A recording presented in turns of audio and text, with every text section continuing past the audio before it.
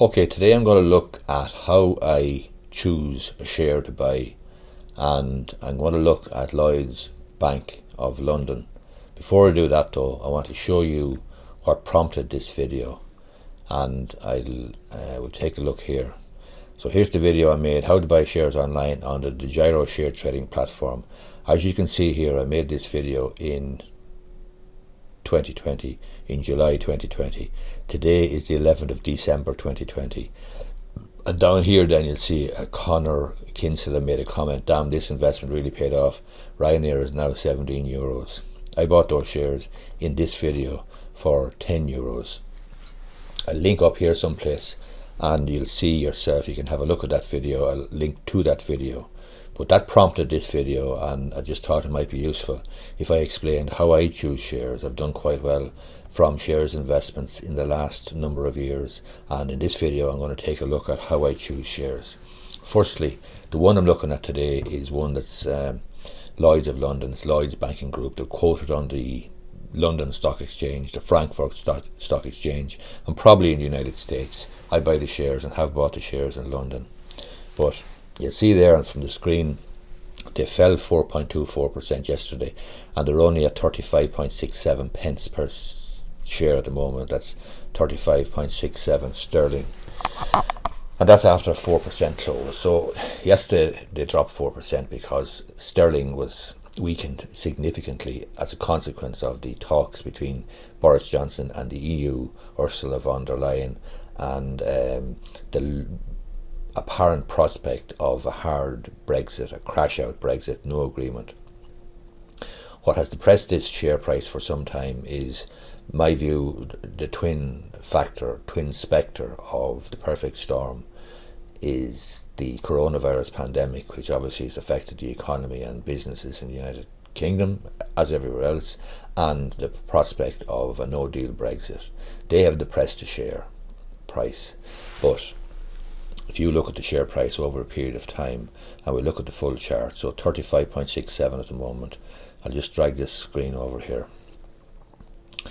So this is the one-day screen, okay? I'm not really concerned about the one-day screen, and this is one of the things that I'm going to always have a look at. I'm always going to have a look at the context of the share price over a period of time. In other words, the trend. What is the trend? So if we take a look at, say, 3 months, and even 3 months is a short period of time, it has gradually increased, but I'm not concerned about that. I'm concerned about 1 year. Over the last 12 months, this share has dropped, as you can see, from this time last year, 65 pence, down to 35. It's nearly halved. If you look at the 3-year situation for the share price, you'll see it's come down from 68 or 70 pence. Again, we can buy the shares today for 35. If you look at the 5-year situation, imagine buying these shares 5 years ago. You would have had to pay 75 or 75 pence, and you can buy the shares today for 35. So that's one of the, and look at even the 10-year situation. Like, compared to the 10-year share price pattern, you'll see that this appears to be a good time to buy these shares. And the reason I think that the shares are undervalued is because of Brexit and coronavirus. Now, this crowd, Morningstar, provide the analysis, an investment analysis, equity analysis on the Davies share trading platform, and I find it very, very good. You'll see here that they describe this as undervalued at a 42% discount. So to be clear, Morningstar value these shares at 62. We maintain our fair value estimate at 62 pence per share for Lloyd's, and you can buy them for 35. That's why I think, along with some other factors, they are a good bet. But before we do that, and before we go into that analysis, and we'll take a brief look at that, we want to look at some key ratios here. One is the price to book. So these shares are selling at 0.52 to the value of the asset on the book. So you're essentially, if the balance sheet is correct, buying £1 of an asset as per the balance sheet for 52 pence. In other words, a 52% percentage or a 48% discount.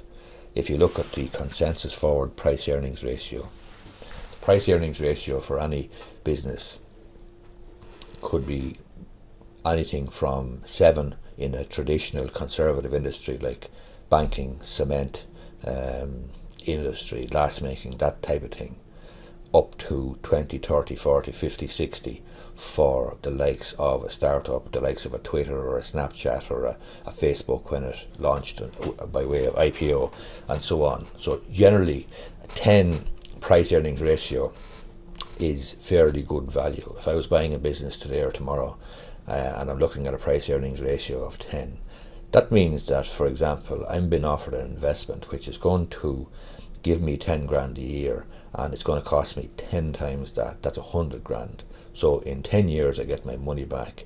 So with this consensus forward price earnings ratio of 8.51, that means that 8.51 years, 8.5 years, you'll get your money back. That's not bad. That's quite a low price earnings ratio, and it appears to be good value in terms of the share price. You'll see as well, an important thing is the yield. The dividend yield is 4.67%, and that again is something that's important for any share investor, because getting a dividend regularly is very, very attractive.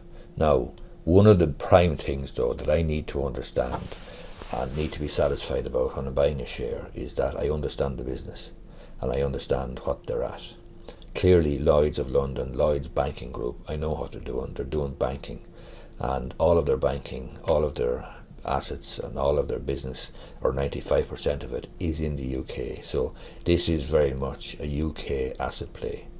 My belief is that when Brexit is sorted out and when the coronavirus is behind us, my belief is that in 6 months' time, in 1 year's time, in 3 years' time, in 6 years' time, we will look back on these share prices as very, very good value. And I think generally UK share prices in general are depressed as a consequence of the uncertainty surrounding Brexit and as a consequence of coronavirus. But as I say, in a year's time, 2 years' time, we look back and see that, it's behind us. And I think that Lloyd's Banking Group will go on to do what they've always done. I think they'll make a lot of money, and I think they'll be good value, or seen to be good value now. In terms of context, Lloyd's is in business for over 300 years because they were founded sometime in the 1700s. So we're looking at investing in a bank here which is embedded in the UK economy, a mature democratic parliamentary economy or democracy. It's a stable environment, obviously, and I think they will recover from the Brexit setback. I think they will recover, obviously, like all of us, from the coronavirus, and I think Lloyd's will go on to do what they've always done. But so the key thing for me is, do I understand the business? Absolutely. Do I know what they're doing? Yeah, I have a fair old idea. So if we come down here then and we just take a closer look at the investment analysis by Morningstar, you'll see here we maintain our value of 62 pence per share. Remember, we can buy these for 36. You'll see here as well they reported an underlying profit of 1.2 billion in the third quarter. So in anybody's terms, that's not too shabby. If you come down here, then you'll see that Lloyd's is a pure UK banking play with 95% of its assets based domestically. And you'll see that they carried out a massive restructuring in 2011 and they have emerged as a low-risk domestic retail and commercial bank.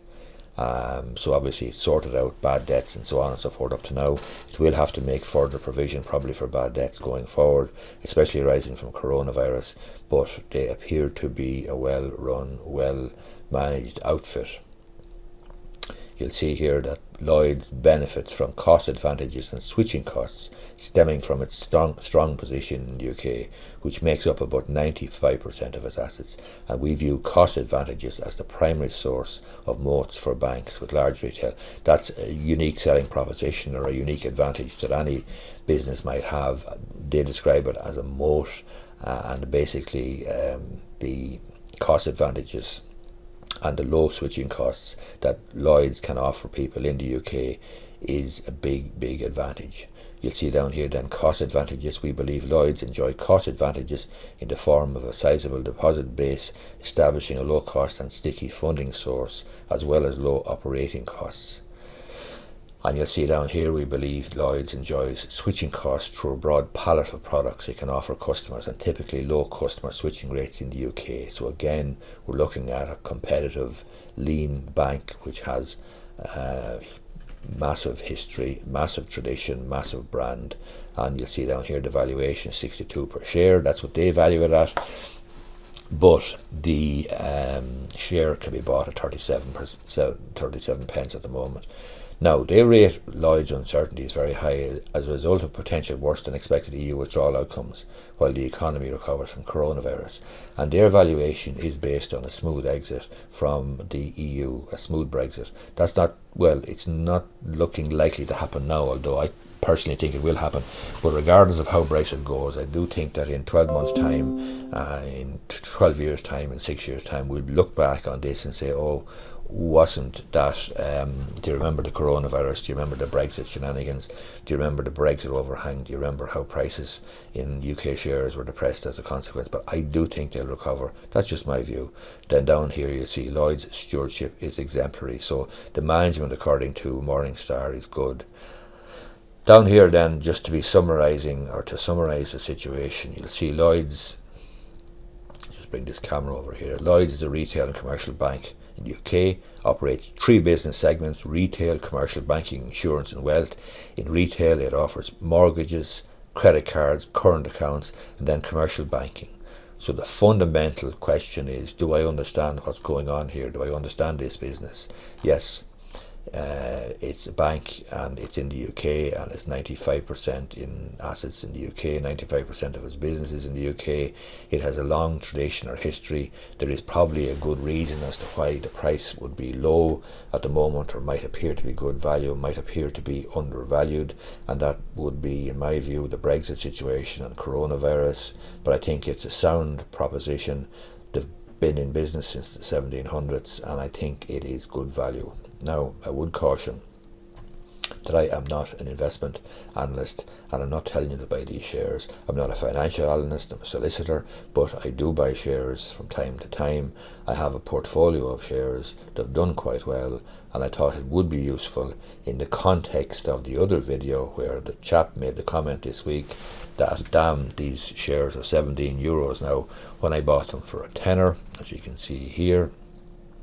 Damn, this investment really paid off. Ryanair now €17, and that is the situation.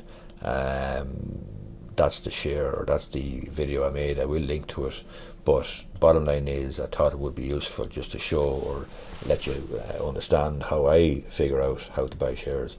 I am not into balancing or valuing the assets based on balance sheets and ratios, etc., but I do need to have some understanding, some basic fundamental, and what I will be looking at is dividend yield. What I'll be looking at is price earnings ratio, and I'm looking for a price earnings ratio of between 10 and 20. Normally an 8.51 is good value, and then the price to book value here is 0.52. That appears to be very good value. So all in all, I have right few shares in Lloyd's of London, and I think they're good value. Hope you find this video useful. If you do, I'd appreciate if you gave it the thumbs up down below. Thanks for watching.